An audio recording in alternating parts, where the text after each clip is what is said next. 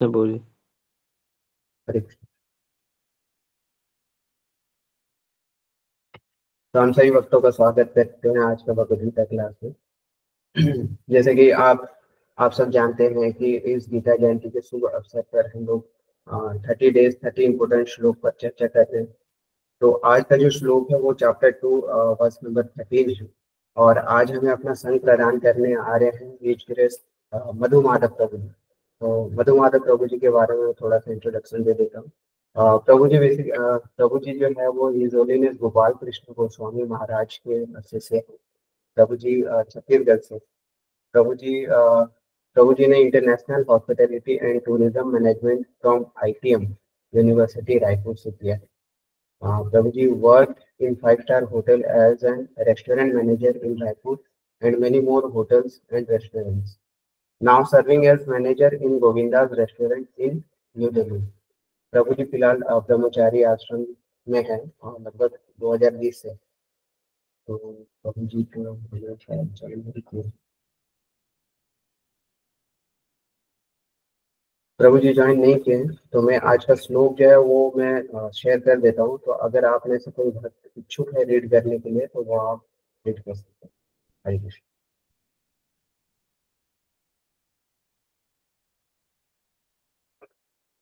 कल्याण करने। हरे कृष्ण प्रभु जी। हरे कृष्ण माता जी, आप रीड कर सकते हैं। जी। जी। देहिनोऽस्मिन् यथा देहे कौमारं यौवनं जरा तथा देहान्तरप्राप्तिर्धीरस्त्र न मुह्यति। शब्दार्थ। देहिनः शरीरधारी की, अस्मिन् इसमें, यथा जिस प्रकार, देहे शरीर में, कौमारम बाल्यावस्था, यौवनम यौवन तारुण्य, जरा वृद्धावस्था, तथा उसी प्रकार, देहांतर शरीर के स्थानांतरण की, प्राप्ति उपलब्धि, धीरः धीर व्यक्ति, तत्र उस विषय में, न कभी नहीं, मुह्यति मोह को प्राप्त होता है। जिस प्रकार शरीरधारी आत्मा इस वर्तमान शरीर में बाल्यावस्था से तरुणावस्था में और फिर वृद्धावस्था से निरंतर अग्रसर होता रहता है, उसी प्रकार मृत्यु होने पर आत्मा दूसरे शरीर में चला जाता है। धीर व्यक्ति ऐसे परिवर्तन से मोह को प्राप्त नहीं होता। तात्पर्य। प्रत्येक जीव एक व्यष्ट आत्मा है। वह प्रति क्षण अपना शरीर बदलता रहता है, कभी बालक के रूप में, कभी युवा तथा कभी वृद्ध पुरुष के रूप में। तो कभी भी आत्मा वही रहता है, उसमें कोई परिवर्तन नहीं होता। यह व्यष्टि आत्मा मृत्यु होने पर अनंत तो एक शरीर बदलकर दूसरे शरीर में देहांतरण कर जाता है, और चूंकि अगले जन्म में इसको शरीर मिलना अवश्यंभव है, चाहे वह शरीर आध्यात्मिक हो या भौतिक। अतः अर्जुन के लिए न तो भीष्म न ही द्रोण के लिए शोक करने का कोई कारण था, अपितु उसे प्रसन्न होना चाहिए था कि वे अपने पुराने शरीरों को बदलकर नए शरीर ग्रहण करेंगे और इस तरह वे नई शक्ति प्राप्त करेंगे। ऐसे शरीर परिवर्तन से जीवन में किए कर्म के अनुसार नाना प्रकार के सुखों, भोग या कष्टों का लेखा होता है। चूंकि भीष्म व द्रोण साधु पुरुष थे, इसलिए अगले जन्म में उन्हें आध्यात्मिक शरीर प्राप्त होंगे, नहीं तो कम से कम उन्हें स्वर्ग में भोग करने के अनुरूप शरीर तो प्राप्त होंगे ही। अतः दोनों ही दशाओं में शोक का कोई कारण नहीं था। जिस मनुष्य को व्यष्टि आत्मा, परमात्मा तथा भौतिक और आध्यात्मिक प्रकृति का पूर्ण ज्ञान होता है, वह धीर कहलाता है। ऐसा मनुष्य कभी भी शरीर परिवर्तन द्वारा ठगा नहीं जाता। आत्मा के एकात्मवाद या मायावादी सिद्धांत मान्य नहीं हो सकता, क्योंकि आत्मा के इस प्रकार विखंडन से परमेश्वर विखंडनीय या परिवर्तनशील हो जाएगा, जो परमात्मा के अपरिवर्तनीय होने के सिद्धांत के विरुद्ध होगा। गीता में पुष्टि हुई है कि परमात्मा के खंडों का शाश्वत सनातन अस्तित्व है, जिन्हें क्षर कहा जाता है, अर्थात उनमें भौतिक प्रकृति में गिरने की प्रवृत्ति होती है। ये भिन्न अंश खंड नित्य भिन्न रहते हैं, यहाँ तक कि मुक्ति के बाद भी व्यष्टि आत्मा जैसे का तैसा भिन्न अंश बना रहता है, किंतु एक बार मुक्त होने पर वह श्री भगवान के साथ सचिनानंद रूप में रहता है। परमात्मा पर प्रतिबिंबवाद का सिद्धांत व्यवत किया जाता है, जो प्रत्येक शरीर में विद्यमान रहता है, वह व्यष्टि जीव से भिन्न होता है। जब आकाश का प्रतिबिंब जल में पड़ता है तो प्रतिबिंब में सूर्य, चंद्र तथा तारे सभी कुछ रहते हैं। तारों की तुलना जीवों से तथा सूर्य या चंद्र की परमेश्वर से की जा सकती है। व्यष्टि अंश आत्मा को अर्जुन के रूप में और परमात्मा को श्री भगवान के रूप में प्रदर्शित किया जाता है। जैसा कि चतुर्थ अध्याय के प्रारंभ में स्पष्ट, वे एक ही स्तर पर नहीं होते। यदि अर्जुन कृष्ण के समान स्तर पर हो और कृष्ण अर्जुन से श्रेष्ठ न हो तो उनमें उपदेशक तथा उपदिष्टि का संबंध अर्थहीन होगा। यदि वे दोनों माया द्वारा मोहित होते हैं तो एक को उपदेशक तथा दूसरे को उपदिष्टि होने की कोई आवश्यकता नहीं। ऐसा उपदेश व्यर्थ होगा, क्योंकि माया के चंगुल में रहकर कोई भी प्रामाणिक उपदेशक नहीं बन सकता। ऐसी परिस्थितियों में यह मान लिया जाता है कि श्री भगवान कृष्ण परमेश्वर हैं, जो पद में माया द्वारा विस्मृत अर्जुन रूपी जीव से श्रेष्ठ है। हरे कृष्ण माता जी, बहुत बहुत धन्यवाद माता जी फॉर द रिव्यू। धन्यवाद। प्रभु जी फिलहाल अभी तक ज्वाइन नहीं किया तो हम लोग थोड़ा सा आगे कर लेते हैं ज्वाइन करने के बाद। ठीक है प्रभु।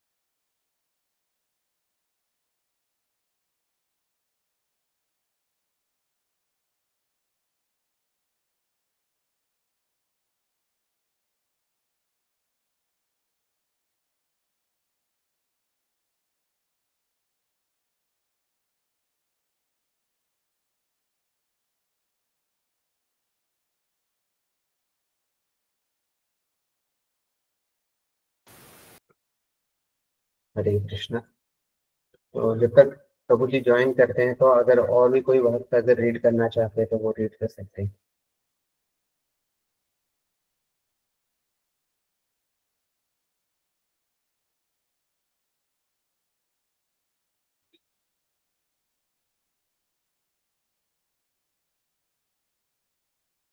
जी माता जी, आप रीड कर सकते। हरे कृष्ण प्रभु जी, प्रणाम। हरे कृष्ण। प्रभु पिता की जय। देहिनो अस्मिन् यथा देहे कौमारं यौवनं जरा तथा देहान्तर प्राप्ते धीरस्तः न मोह्यते। शब्दार्थ, देहिना शरीरधारी की अस्मिन। ओके प्रभु जी ज्वाइन हो गए। हरे कृष्ण प्रभु जी, प्रणाम। हरे कृष्ण। प्रभु जी आप म्यूट हैं। ओके। हरे कृष्णा। हरे कृष्णा। हरे कृष्ण प्रभु जी। हरे कृष्णा प्रभु जी। प्रभु जी ज्वाइन हो चुके हैं तो हम लोग प्रभु जी का वेलकम करेंगे बाई चैंटिंग हरे कृष्णा महामंत्र से। हरे कृष्णा कृष्णा कृष्ण कृष्ण कृष्ण हरे कृष्ण कृष्ण हरे हरे हरे राम राम राम हरे। हरे कृष्णा। आप सभी भक्तों का हार्दिक स्वागत आज का गीता क्लास में। तो आज का बहुत ही खास इम्पोर्टेंट श्लोक है है ना। तो श्लोक पहले श्लोक रिसाइट करना है प्रभु। ओके प्रभु जी हाँ, हम लोग तो वैसे कर चुके हैं। ओके ओके, मैं तो एक बार रिसाइट करता हूँ, देन हम स्टार्ट करते हैं क्लास। ओके जी प्रभु। तो आज का श्रीमद् भगवद गीता का श्लोक संख्या है अध्याय 2 श्लोक संख्या 13। देहोऽस्मिन् यथा देहे कौमरं यमनं जरा तथा देहांतर प्राप्ति धीरस्तत्र न मुह्यति। तो अनुवाद एवं तात्पर्य हम पढ़ेंगे, है ना। अनुवाद तात्पर्य इस प्रकार है। जिस प्रकार शरीरधारी आत्मा इस वर्तमान शरीर में बाल्य अवस्था से तरुण अवस्था में और फिर वृद्धावस्था में निरंतर अग्रसर होता रहता है, उसी प्रकार मृत्यु होने पर आत्मा दूसरे शरीर में चला जाता है। धीर व्यक्ति ऐसे परिवर्तन से मोह को प्राप्त नहीं होता। तात्पर्य, प्रत्येक जीव एक विष्टि आत्मा है एवं वह प्रति क्षण अपना शरीर बदलता रहता है, कभी बालक के रूप में, कभी युवा तथा कभी वृद्ध पुरुष के रूप में हो, तो भी आत्मा वही रहता है, उसमें कोई परिवर्तन नहीं होता। वह वृष्टि आत्मा मृत्यु होने पर अंतर्गत एक शरीर बदलकर दूसरे शरीर में देहांतर कर जाता है, और चूंकि अगले जन्म में इसको शरीर मिलना असंभव ही है, चाहे वह शरीर आध्यात्मिक हो या भौतिक। अतः अर्जुन के लिए ना तो भीष्म ना ही द्रोण के लिए शोक करने के कोई कारण था, अपितु उसे प्रसन्न होना चाहिए था कि वे अपने पुराने शरीरों को बदलकर नए शरीर ग्रहण करेंगे और इस तरह वे नई शक्ति प्राप्त करेंगे। ऐसे शरीर परिवर्तन में जीवन में किए कर्म के अनुसार नाना प्रकार के सुखोपभोग का कष्टों का लेखा होता जाता है। क्योंकि भीष्म व 2 और साधु पुरुष थे, इसलिए अगले जन्म में उन्हें आध्यात्मिक शरीर प्राप्त होंगे, नहीं तो कम से कम उन्हें स्वर्ग में भोग करने का अनुरूप शरीर तो प्राप्त होंगे ही। अतः दोनों ही दशाओं में शोक का कोई कारण नहीं था।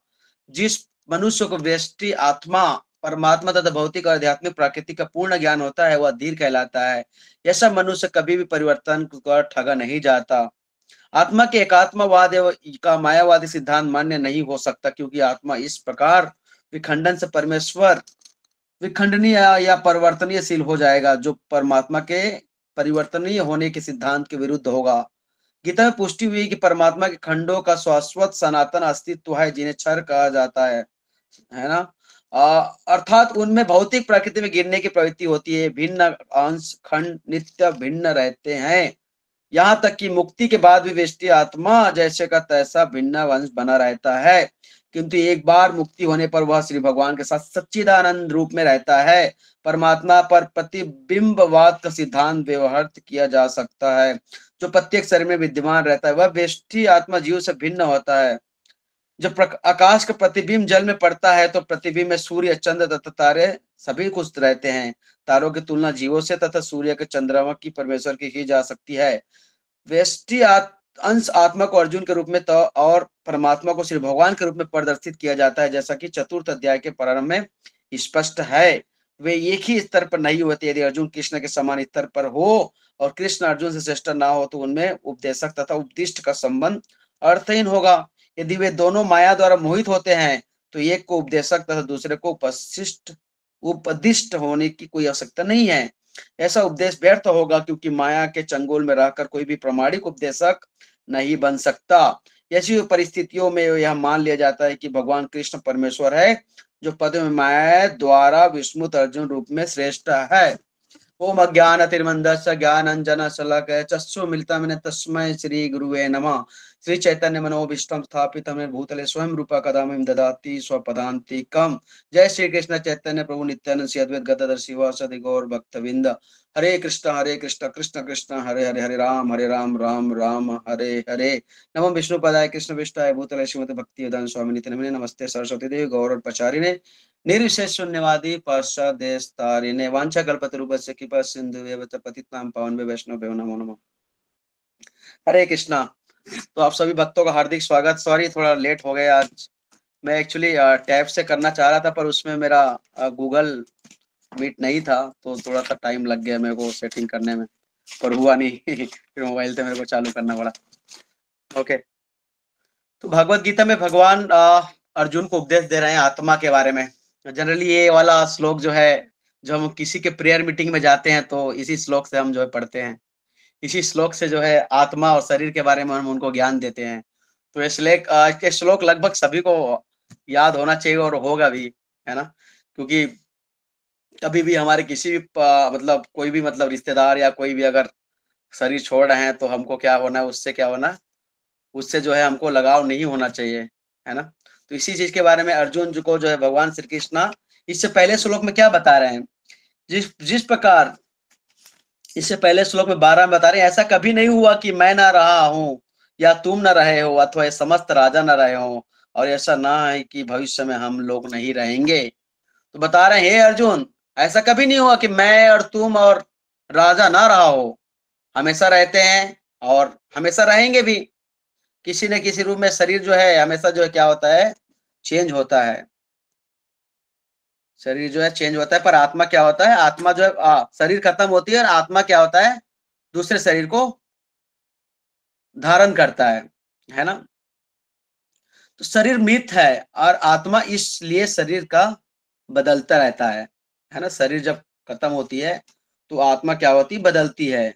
जैसे देखते हैं बाल अवस्था से कुमार अवस्था, तरुण अवस्था और वृद्धावस्था, जब शरीर इरिवेबल हो जाता है तो शरीर को क्या होता है, चेंज करता है ना। शरीर क्या चेंज करती है, बॉडी चेंज करती है और दूसरे बॉडी खत्म हो जाती है और आत्मा जो दूसरे बॉडी में फिर क्या होता है, स्थानांतरण करती है। तो स्थानांतरण का बताते हैं कि जो है भगवान जो आगे और बताएंगे कि जो स्थानांतरण किस प्रकार की होती है। जैसे अंत काले चमा में व स्मरण मुक्ता काले और हम, जिस प्रकार के हमारी अंत समय में जैसी स्मृति होगी, जिसकी हमारी चेतना होगी, उसमें क्या होगा, आत्मा जो क्या होगा, ट्रांसफर होगा, है ना। इसी को बोलते हैं कि तथा देहांतर प्राप्ति, देह का जो है खत्म होता है तो क्या आत्मा क्या होती है, स्थानांतरण करती है। जैसे हम एग्जाम्पल देखते हैं, एग्जाम्पल क्या देखते हैं कि जो कपड़ा होता है हम जो है डेली पहनते हैं, फिर धोते हैं, फिर पहनते हैं, फिर धोते हैं, और जब पुराना हो जाता है, कलर उधड़ जाता है, तो फिर हम क्या करते हैं, उसको कपड़े को फेंक देते हैं। ऐसा नहीं कि उसको संभाल के रखते हैं, है ना। क्या करते हैं, कपड़े को हम चेंज करते हैं और नया कपड़ा लेते हैं। तो क्या नया कपड़ा पहनना बुरी बात है, या पुराने कपड़े को चेंज करना, पुराने कपड़े को फेंक देना, पुराने कपड़े को त्याग कर देना दुख वाली बात है? नहीं, दुख वाली क्या बात, नया कपड़ा आ रहा है, नया कपड़ा खुशी होना चाहिए। इसी प्रकार भगवान अर्जुन को बता रहे हैं कि नया शरीर मिलेगा, जो तुम्हारे पितामह है, तुम्हारे गुरुजन है, द्रोणाचार्य, सबको क्या होगा, तुम्हारा दूसरा शरीर मिलेगा। पर इसमें तुम जो है टेंशन मत लो, चिंतित मत हो, तुम अपना कर्म करो, है ना। भगवान अर्जुन को बोल रहे हैं कि ऐसे शरीर बदलते से मोहित नहीं होना चाहिए, ऐसे शरीर जब बदलता है तो उससे मोहित नहीं होना चाहिए, है ना। देखते हैं कि भीष्म जो है क्या पहले से ही जो है बुजुर्ग हैं, क्या वो बच्चा नहीं हुए, है ना। देखते हैं कि भीष्म पितामह जो अभी बुजुर्ग थे उस समय जब युद्ध हो रहा था, तो क्या भीष्म पितामह पहले से बुजुर्ग थे, ये अर्जुन को बोल रहे हैं। क्या द्रोणाचार्य जो अभी बुजुर्ग हैं, जो एज में काफी बड़े हैं, दाढ़ी पक गए, बाल पक गए, क्या शुरू से ऐसे थे? नहीं अर्जुन, ये जो है पहले बाल अवस्था, कुमार अवस्था, जिसको तरुण अवस्था भी बोलते हैं, उसके बाद वृद्धावस्था आता है। वृद्धावस्था सबसे खतरनाक होता है, सबसे पेनफुल होता है, और उस अवस्था में अभी क्या वो पहुंचे हुए हैं। तो ये भगवान किसको बता रहे हैं, अर्जुन को बता रहे हैं। भगवान अर्जुन को बोल रहे हैं ऐसे शरीर से बदलने से तुम जो मोहित मत हो, है ना, है ना। इससे मोहित नहीं होना चाहिए, इससे मतलब हमको घबराना नहीं चाहिए, है ना। क्योंकि भीष्म पहले से वृद्ध है, देख रहे हैं, पहले से वृद्ध नहीं, अभी वृद्ध हुए। वो भी पहले जो है बचपन में छोटे रहे होंगे, पैदा हुए होंगे, फिर कुमार अवस्था, ऐसे करके जो है पूरा अवस्था को पार किए होंगे, है ना। तो अर्जुन तुम दुखी क्यों हो रहे हो? कौन बोल रहे हैं? भगवान अर्जुन को बोल रहे तुम दुखी क्यों हो रहे हो, हैं। भीष्म, द्रोणाचार्य और जितने भी कृपाचार्य हम देख रहे हैं, सबका शरीर क्या हो गया, बुजुर्ग अवस्था पहुंच गया, अभी जो है वृद्ध अवस्था में पहुंच गया है। तो शरीर को तो त्यागना पड़ेगा ही, तुम युद्ध करो ना करो, उनको शरीर तो त्यागना पड़ेगा। पर मैं चाहता हूं कि श्रेय किसको मिले, तुमको मिले। युद्ध करने का जो सार है कि भगवान जो है अपने भक्तों को श्रेय देना चाहते हैं। महाभारत युद्ध होने की एक ही रीजन था कि भगवान जो है चाहते तो एक ही बार कुछ ऐसा करके जो है सबको मार देते, सबका कुछ मिनट के लिए वायु को रोक देते तो मर जाते। पर जिनको बचाना चाहते भगवान उनको हवा दे देते। पर भगवान ने श्रेय देना चाहते हैं, अर्जुन को ये बता रहे हैं कि तुम इससे मोहित मत हो। ये शरीर जो है जाता है, शरीर बदलता है, पर इससे तुमको मोहित नहीं होना है ना। तो अर्जुन को भगवान बता रहे हैं, अर्जुन तुम दुखी क्यों हो रहे हो, है ना। शरीर जो है दोबारा हो जाएगा, तो शरीर जो खत्म होता है दोबारा शरीर मिलता है। हम भी देखते हैं क्या करते हैं, जनरली हमारे घर में कोई खत्म होता है तो खत्म होता है, उसके बाद बोलते हैं इसको ले जाओ, इसको ले जाओ, इसको मत रखो, और शाम होने वाला है, जला दो, इसको दफना दो।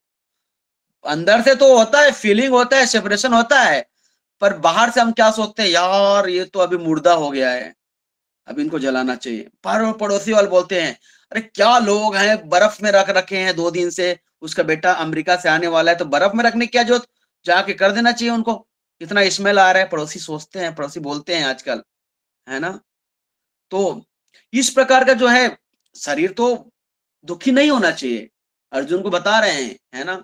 और जनरली होता है, एक जो है प्रेम होता है, इतने साल से जो लगाव होता है, अटैचमेंट जो होता है ना, तो इसी को जो धीर व्यक्ति होता है वो इस अटैचमेंट को क्या करता है, जब भक्ति करता है तो उसको क्या कर देता है, खत्म करता है, और भगवान के भक्ति में निरंतर लगे रहता है ना। तो नेक्स्ट आते हैं, नेक्स्ट भगवान कहते हैं कि धीर बनना चाहिए। धीर व्यक्ति कौन है, धीरस्तत्र मोह्यति। भगवान बता रहे हैं धीर व्यक्ति जो है अपनी जो है सहनशीलता, अपने जो है बुद्धि जो हमारे जो है मन बुद्धि अहंकार से जो ढका हुआ है, उससे जो क्या होता है वो पार कर जाता है।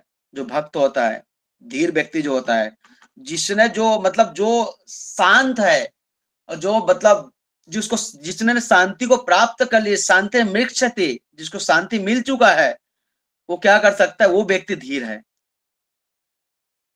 ना।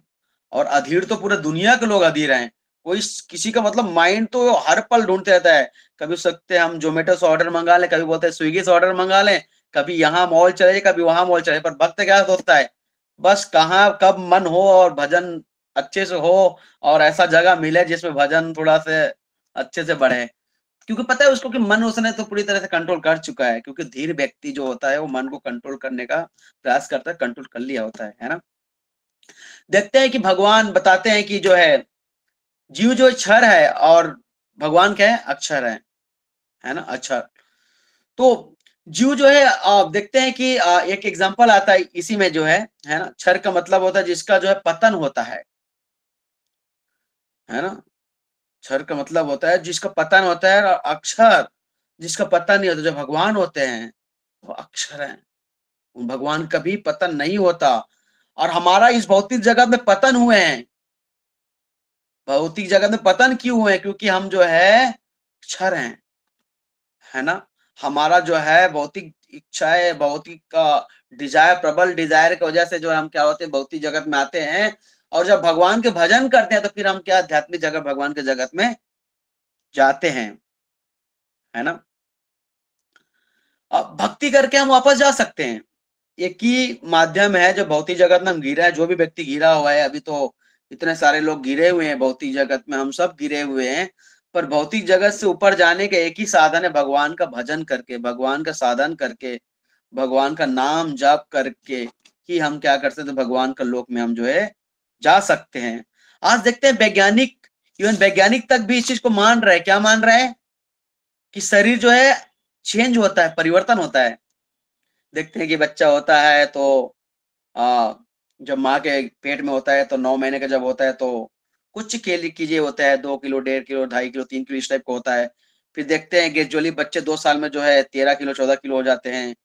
फिर कुछ साल बाद देखते हैं कि बच्चा जो है 18 किलो 20 किलो का हो जाता है। कुछ साल बाद देखते हैं 18-19 साल का होता है बच्चा तो 40 किलो 45 किलो हो जाता है। देखते हैं कुछ साल जो है जैसे और बड़ा होता है, 35 साल 40 साल का होता है तो बच्चा और 70-65 किलो का, 65-70 किलो का हो जाते हैं। तो इस टाइप का आजकल वैज्ञानिक भी मान रहे, क्या मान रहे कि शरीर जो है परिवर्तन होता है ना। हम देखते हैं शरीर जो बॉडी है उसका सपोज मान के किसी व्यक्ति का एक्सीडेंट हो जाता है ना, एक्सीडेंट हो जाता है, हड्डी टूट जाता है, हाथ टूट जाता है, तो हम प्लास्टर लगाते हैं। तो क्या प्लास्टर लगाने, प्लास्टर जो उसको जोड़ता नहीं है, प्लास्टर उसको क्या करता है, सही दिशा देता है। जैसे वो ऐसे कोई व्यक्ति प्लास्टर लगाया हुआ है तो सही दिशा देता है, ताकि वो हड्डी जो है यहाँ से क्रैक है वो जो अंदर से ही हड्डी आता है, बॉडी से ही, बॉडी से ही जो है उसको सप्लाई करता है, और उस हड्डी से क्या होता है फिर वो जो है वो हड्डी जुड़ जाता है। देखते बहुत लोगों का हाथ टूटता है, पैर टूटता है, कुछ दिन बाद जो है वो देखते हैं कि फिर ठीक हो जाते हैं वो, फिर हड्डी जो है दूसरा भी आ जाता है। कई बार देखते हैं नाखून जो है, नाखून वाला जो पार्ट है पूरा कट जाता है हमारा, है ना, पूरा निकल ही जाता है पैर का, तो कुछ दिन बाद धीरे धीरे ग्रेजुअली दूसरा आ जाता है ना। इवन हड्डी भी, किसी का हाथ भी कट जाता है, देखते हैं कि धीरे धीरे उसमें जो मांस मज्जा आ जाते हैं। तो इससे जो है क्या होता है कि ये शरीर का जो है देहांतर होता है, इस चीज को वैज्ञानिक भी मान रहे हैं, है ना। पर कुछ लोग जो है इस चीज से अटैच होते हैं, जो इस चीज के बारे में ज्ञान नहीं होता कि हम जो है शरीर, हम आत्मा है, शरीर नहीं है, तो जिनको ज्ञान नहीं होता वो क्या करते हैं, इस चीज से क्या होते हैं, विचलित होते हैं। पर जिसको ज्ञान होता है वो क्या होता है, विचलित नहीं होता। इसी प्रकार शरीर परिवर्तन होता है पर आत्मा नहीं होता है। शरीर का साइज बड़ा होता है, पर क्या आप सोचेंगे शरीर का साइज बड़ा हो रहा है, हाथ का साइज बड़ा हो रहा है, पैर का साइज बड़ा हो रहा है, तो क्या आत्मा का साइज भी बड़ा हो गया होगा, 2-3 किलो का हो गया? ऐसा नहीं है। आत्मा का साइज जो ब्रह्मा जी, जो भगवान ने ज्ञान दिया है ब्रह्मा जी को, है ना, बोला है कि जो है एक बाल का जो 10,000 भाग का, अर्जुन को भी आगे बताएंगे भगवान, जो है 10,000 भाग का जो है हिस्सा जो होता है, 10,000वां भाग का एक हिस्सा जो होता है बाल का, उसी साइज होता है, तो उसी साइज होता है। आत्मा का साइज नहीं बढ़ता, न परमात्मा का साइज नहीं बढ़ता, है ना। एक कोई व्यक्ति सुन रहा था मैं कि बोलता है कि कोई कवि है, वो बोल रहा था कि जो है मैं भगवान से बड़ा हूं, भगवान तो मेरे अंदर में बैठे हैं ना, भगवान तो छोटा हुआ फिर मैं बड़ा हो गया। अब उसको नहीं पता कि पूरा सृष्टि भगवान के अंदर में है, वो छोटा हो गया। तो ये ज्ञान की कमी की वजह से है। अभी चलता है, ट्रेंड चलता है कि बोलते हैं कि मतलब एक लल्लन टॉप में आया था, देख रहा था मैं कि वो व्यक्ति बोल रहा था ऐसे कि मेरे अंदर भगवान है इसलिए भगवान मेरे छोटे हैं, मैं भगवान के अंदर नहीं हूं तो इसलिए मैं बड़ा हूं। अरे बेवकूफ, सारे सृष्टि भगवान के अंदर में है ना। तो ऐसे ऐसे कुछ लोग होते हैं जिनको नहीं पता रहता, है ना। तो देखते हैं कि शरीर जो है बदलता है, शरीर जो है चेंज होता है ना, शरीर जो है छोटे से बड़ा होता है, पर आत्मा का साइज क्या है, वही साइज होता है जो साइज होता है एज इट इज, है ना। आत्मा जैसे भी है वैसे ही रहेगी, आत्मा में कोई परिवर्तन नहीं होगा। जैसे जब कृष्ण जो भगवान है, भगवान श्री कृष्ण है, वो युद्ध भूमि में थे, तो जब 100 साल के थे तब भी वैसा ही लग रहे थे एज इट इज, एकदम स्मार्ट, एकदम कौमार अवस्था। उसके बाद कौमार अवस्था से भगवान जो है आगे नहीं गया, वृद्धावस्था वगैरह भगवान कभी नहीं देखे आपने कि भगवान श्री कृष्ण का दाढ़ी है, पके पके दाढ़ी, पके पके बाल, भगवान रामचंद्र के पके पके दाढ़ी, पके पके बाल, ऐसा कभी आप नहीं देखे होंगे। क्यों? क्योंकि भगवान का जो है ये जो है उन पे सब चीज लागू नहीं होता, उनको समय काल का कोई प्रभाव नहीं पड़ता, क्योंकि वो भगवान है इसलिए उन पे चीजें जो है लागू नहीं होता। उनका शरीर जो है क्या होता है, भगवान का शरीर चिन्मय है, चिन्मय कृष्ण, है ना। तो भगवान का शरीर चिन्मय है, उनका शरीर कभी भी जो है विनाश नहीं होता, उनका कभी भी क्षय नहीं होता, उनका शरीर कभी भी जो खत्म नहीं होता, क्योंकि वो भगवान है ना। और हम क्या है, जीव आत्मा है, जीव हैं, क्षर हैं। हम भौतिक जगत में क्या होते हैं, फिर मरते हैं फिर जीते हैं, फिर मरते हैं फिर जीते हैं, है ना। पर ये भी देखिए, इससे हमको जो है क्या होना चाहिए, विचलित नहीं होना चाहिए। शरीर छोड़ रहे, ठीक है, कोई व्यक्ति शरीर छोड़ रहा है तो उसमें विचलित होने की क्या बात। शरीर छोड़ दिया, दूसरा शरीर मिलेगा, दूसरा एनर्जी मिलेगा, नया उसको शरीर मिलके नया फिर भगवान की भक्ति करेगा। अगर भक्त है तो, अभक्त है तो कुत्ते बिल्ली के जीवन जिएगा, जैसी उसकी चेतना होगी उस हिसाब से। हम देखते हैं कि हम जो क्वालिटी में भगवान के जो है दोनों सेम है, भगवान और जीव आत्मा जो है क्वालिटी में सेम है, पर क्वांटिटी में जो है डिफरेंट है। जैसे समुद्र का पूरा जल ले लो और समुद्र के एक बूंद जल ले लो, आप लाइब्रेरी में टेस्ट करिए, सारे गुणवत्ता जो है समुद्र की आएगी, समुद्र के वाटर की आएगी, समुद्र के पानी की आएगी, है ना। पर उसी एक बूंद पानी को अगर किसी जगह हम फेंक दें तो पता नहीं चलेगा उस पानी का। इसी प्रकार हम जीवात्मा हैं, एक भगवान के एक बूंद के अंश के समान है, पर भगवान क्या है, पूरे जो है समुद्र के समान है। जब समुद्र की लहरें आती हैं तो अच्छे अच्छे लोगों को बहा के ले जाती है। तो ये कौन है? भगवान के जो है, हम जो है जीव और परमात्मा दोनों जो है भगवान का जो है, जिस प्रकार समुद्र है उस प्रकार का जीव आत्मा भी है, एक अंश है भगवान का। क्वालिटी में सेम है, क्वांटिटी में डिफरेंट है। तो इसलिए नहीं बोल सकते कि हम भी भगवान हैं, नहीं, हम भगवान के अंश हैं, भगवान के जो है तुच्छ सर्वेंट है और तुच्छ दास हैं, तो हम उनके समान नहीं हो सकते। पर हाँ, अचिंत भेदा वेद में हम भगवान के अंश हैं, अंश रूप में, है ना। समुद्र के एक बूंद को भी देखते हैं कि जो है भगवान के, मतलब समुद्र और समुद्र के एक बूंद कोई डिफरेंट नहीं है, इसी प्रकार जीव और जीवात्मा में कोई डिफरेंट नहीं है ना। नेक्स्ट आते हैं हम, जैसे रात में देखते हैं कि इसमें प्रभुपाद जी बता रहे थे कि रात में पूर्णिमा, जो पूर्णिमा होती है ना, पूर्णिमा का जो चांद होता है ना, तो उसमें बहुत सारे जो है तारे भी होते हैं, छोटे छोटे तारे जो है चमकते रहते हैं। तो एक बड़ा सा शीशा लीजिएगा और शीशा को जो ऐसे करके रखिएगा, तो रिफ्लेक्शन आता है, रिफ्लेक्शन जो है उसका चांद का और पूर्णिमा का जो चांद होता है और जो तारे होते हैं उसका रिफ्लेक्शन आता है।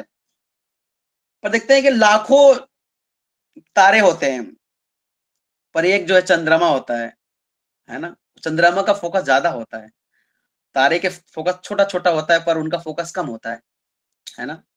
तो इसी प्रकार रिफ्लेक्शन होता है ना, क्योंकि हम जो है क्वालिटी में क्या है, सेम है, क्वांटिटी में हम डिफरेंट हैं।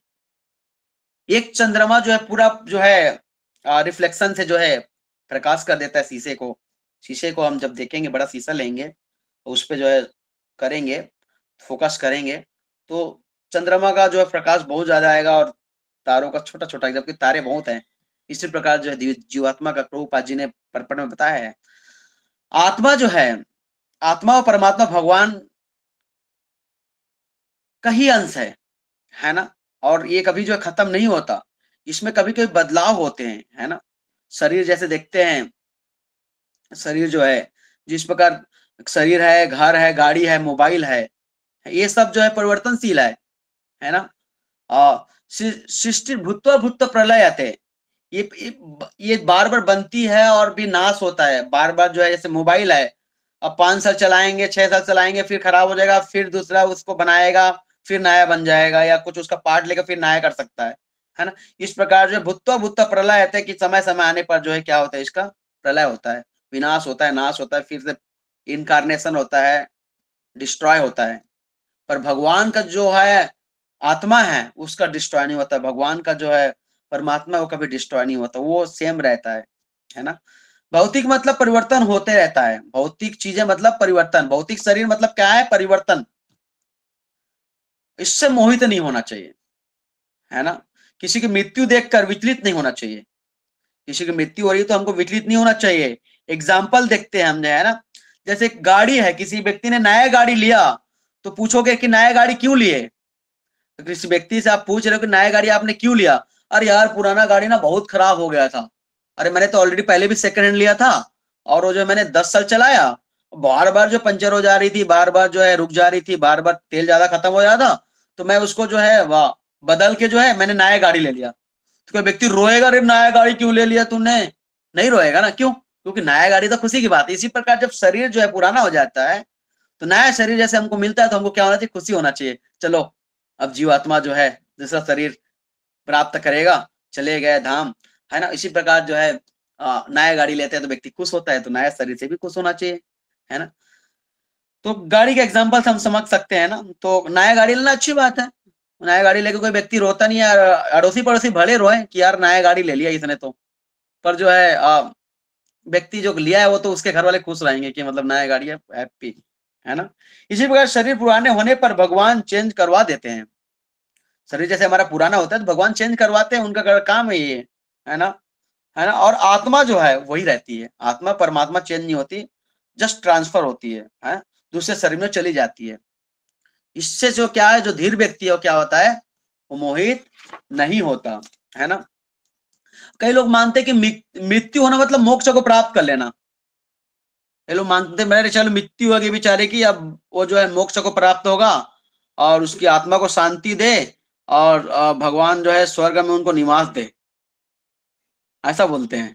नहीं, ऐसा नहीं है। देखिए डिफरेंट है, यहाँ पे समझने वाली बात है कि जो है जो शरीर है उसको मोक्ष कब मिलता है, ये समझने वाली बात है ना, है ना। जो इसको मोक्ष जब मिलता है जब हम भगवान की भक्ति करते हैं, जब भगवान की साधना करते हैं, भगवान की आराधना करते हैं, भगवान की पूरी तरह से हम जो है दृढ़ व्रत से हम जो है भगवान की भक्ति करते हैं, तब जाके शरीर जब होता है तो उसको मोक्ष मिलता है या धाम जाती है। पर ऐसा नहीं कि भौतिकवादी लोग का भी शरीर जो है मोक्ष मिलेगा, नहीं। जो साधना भजन नहीं कर रहा है उनको मोक्ष नहीं मिलेगा, उनको नरक में स्थान मिलेगा और उनको यातना शरीर मिलेगा, यातना शरीर को तड़पाया जाएगा। देखो जैसे जैसे कर्म किया है, अगर उसने जो है बकरे को खाया है, मुर्गे को खाया है, मछली को खाया है, किसी को भी खाया है, उसके योनि में क्या होगा, उसको जो है ट्रांसफर किया जाएगा। जिस जिस भाव को स्मरण वो करेगा उस भाव को क्या करेगा, वो उसको जो है मिलेगा, है ना। और इस चीज से जैसे हम देखते हैं, जैसे किसी व्यक्ति की मृत्यु होती है तो ये जो है वो उसकी नेक्स्ट जो है जनवरी को जो है क्या कर रही है, स्टार्ट कर रही है, नेक्स्ट यात्रा को स्टार्ट कर रही है। जैसे सपोज मान के चलिए कोई व्यक्ति है यहाँ से दिल्ली से बॉम्बे जा रहा है, अब वो ट्रेन से जा रहा है, ट्रेन से अगर उतर गया, ट्रेन से उतर के अगर वो जो है ट्रेन चेंज कर दिया तो जाहिर सी बात है वो ट्रेन चेंज करेगा ही, क्योंकि उसको बॉम्बे आगे स्टॉपेज, उसको कहीं नहीं जाना है और आगे, है ना, तो बॉम्बे जाके स्टॉपेज। इसी प्रकार जैसे हमारी जो शरीर है, एक समय आएगा तो हमको भी अपने डेस्टिनेशन में पहुंचेंगे तो हमको शरीर जो चेंज करना पड़ेगा, जिस प्रकार के व्यक्ति जो है चेंज करता है ट्रेन, है ना। इसलिए मृत्यु से भय नहीं होना चाहिए, किसी व्यक्ति को मृत्यु से भय नहीं होना चाहिए। धीर पुरुष को जो है भय नहीं होता इस चीज का, मृत्यु से। जो धीर व्यक्ति उसको जो मृत्यु से भय नहीं होता, और जिसको मृत्यु के भय नहीं होता वो कौन होता है, धीर पुरुष होते हैं। तो भगवान बता रहे धीरज तत्र मुह्यति, जो धीर व्यक्ति होता है वैसे मृत्यु से नहीं डरता, वो क्या करता है, मृत्यु से लड़ता है, मृत्यु से जो है चैलेंज करता है। जो भक्त होते हैं, ठीक है मृत्यु आएगी, भगवान आएंगे और लेके जाएंगे अपने धाम, इस टाइप का भक्त सोचता है। और मृत्यु को आगे की जनरी करा रही है ना। तो विचलित क्यों होना, जब जो व्यक्ति को अगर जो है मतलब पता है कि मृत्यु होगी, शरीर चेंज करना है, दूसरा शरीर मिलेगा। जो भक्त है वो भक्त के परिवार में अगर अच्छी भक्ति के भगवान के धाम जाएगा, भक्ति कम है तो किसी भक्त के परिवार में जन्म लेगा या किसी अच्छे घर में परिवार में जन्म लेगा जो संपन्न है। तो इस प्रकार को उसकी जो है नेक्स्ट जो है लाइफ जो चलेगी। तो इस प्रकार जो धीर व्यक्ति होता है वो ऐसे मोह को जो है मोहित नहीं होता, है ना। तो हम सबके घर में भी कुछ ना कुछ ऐसे चीजें होती रहती है ना। तो ये तो जनरली प्रेयर मीटिंग हम जाते हैं किसी के घर में तो हम ये लेक्चर को देते हैं, तो ये ज्यादा टफ नहीं है। तो इस चीज के श्लोक को हमको जो है याद रखना चाहिए। कोई भी अगर व्यक्ति अगर शरीर छोड़ रहा है घर रिलेटिव परिवार में, तो हम बता सकते हैं कि किस प्रकार जो शरीर जो छोड़ के जो है आत्मा जो है दूसरे शरीर में क्या करती है, स्थानांतरण करती है। और इससे जो धीर व्यक्ति होता है वो मोहित नहीं होता, उससे भयभीत नहीं होता। हरे कृष्णा। बहुत बहुत धन्यवाद आप सभी लोगों का इतना टाइम तक सुनने के लिए। सॉरी मैं लेट आया इसलिए थोड़ा कम बता पाया। थैंक यू प्रभु जी, आपने काफी सुंदर तरीके से आपने आज के श्लोक को समझाया। तो किन्हीं भक्तों का अगर कोई प्रश्न है तो आप प्रभु जी से पूछ सकते हैं।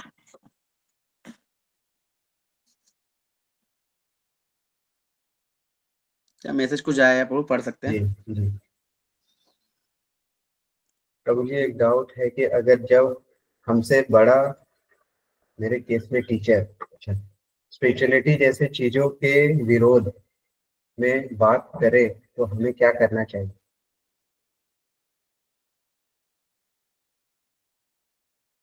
हरे कृष्ण प्रभु जी।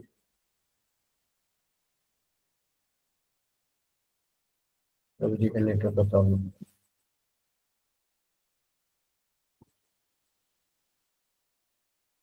हरे कृष्णा। हरे कृष्ण प्रभु। सॉरी वो जी कट गया था वो। हाँ जी जी बताएं प्रभु जी। क्वेश्चन ये है कि पूछ रहे कि जैसे कि मेरे केस में टीचर है, जैसे कि हमसे बड़ा स्पिरिचुअलिटी जैसे चीजों के विरोध में अगर बात करे तो हमें क्या करना चाहिए? हमको तो उनको ज्यादा ज्ञान नहीं देना चाहिए, उनके लिए प्रार्थना करना चाहिए क्योंकि वो हमारे टीचर हैं, है ना। उनको प्रसाद खिलाना चाहिए और उनको अगर मंदिर में भी पास है तो मंदिर लेके जाना चाहिए, रिक्वेस्ट करना चाहिए।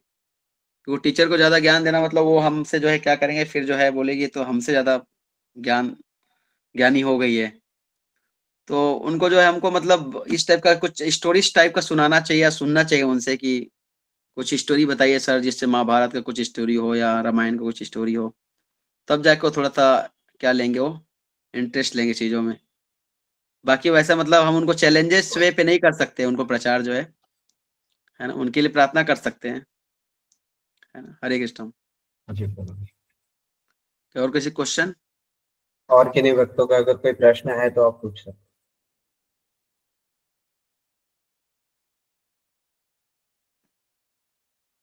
विवेक मंडल जी के Hare Krishna Prabhu ji, I want to ask that is concept of varna sanskar still relevant इन कलयुग। वर्ण धर्म के बारे में पूछना था। जी जी, वर्ण धर्म के बारे में। वर्ण संस्कारम लिखा हुआ था। वर्ण वर्ण धर्म है, वर्ण संस्कारम।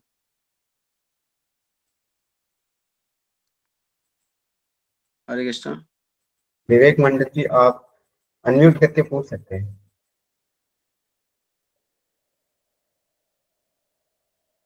हरे कृष्ण। विवेक प्रभु जी, आपका जो क्वेश्चन।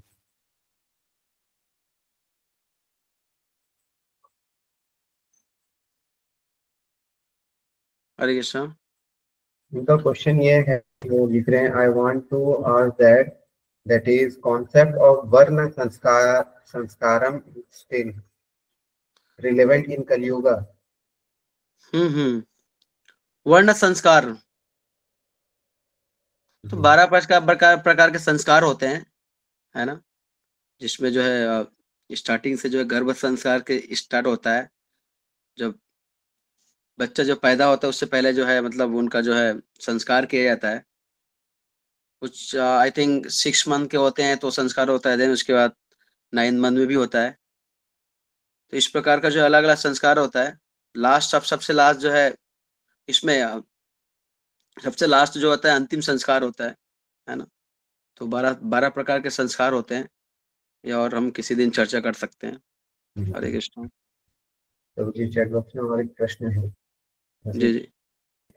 अच्छा प्रभु जी, अगर मरने के बाद आत्मा दूसरी बॉडी में चली जाती है तो हम्म, फिर हर हर साल अपने मृत पिता के लिए श्राद्ध क्यों करते हैं? बहुत अच्छा क्वेश्चन है।